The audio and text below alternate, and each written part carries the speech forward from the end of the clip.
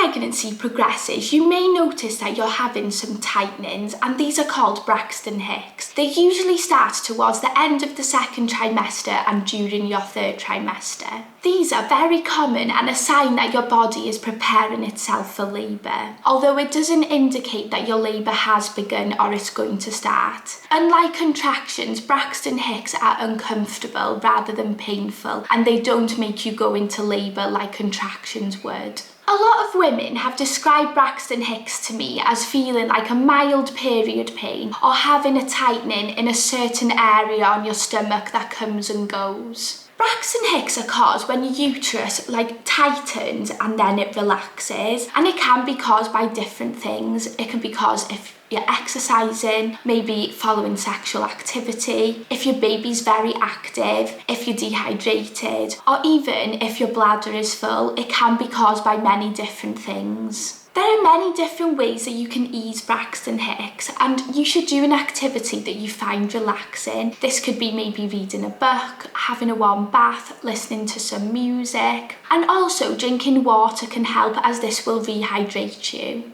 I can imagine that you're probably thinking, how do I know if I'm going into labour or just having Braxton Hicks? Well, there are a few ways to differentiate between them. So Braxton Hicks don't have a pattern. They'll come and then they'll suddenly go away. And a lot of women find that they'll go away if they go for a walk or just rest, for example. Whereas if you're having contractions that make you go into labour, they form a regular pattern with much more intensity, and they also last longer. They are much more painful than Braxton Hicks, and you'll find that they may take your breath away. Whilst Braxton Hicks are uncomfortable tightenings of the uterus, they are not like contractions in labour, because to be in labour you need regular painful contractions which cause the neck of the womb to dilate. Meanwhile, Braxton Hicks do not cause the neck of the womb to dilate. If this is your first baby, then it can be really difficult to differentiate between Braxton Hicks and contractions, but always listen to your body. If you feel like you're not managing or coping with the pain of the tightenings, then do contact your local maternity assessment unit. Another great way to know if you're going into labour is to time your contractions. A lot of women I've cared for like to use an app to time their contractions and to see how frequent their contractions are. And this will give you an idea if you're going into labour or not. There are many different apps out there as well that you can choose from. It's important to contact your local maternity assessment unit if you're contracting 3 or more in a 10-minute period and they're lasting longer than 30 seconds, or if these contractions are becoming so painful and not responding to simple paracetamol, or if you're worried that your waters have broke, if you're having any bleeding, or if you're not happy with baby's movements. And also, if you're below 37 weeks of pregnancy and these tightenings persist, then it's important that you go to your local maternity assessment unit, as it may indicate that you're going into preterm labour,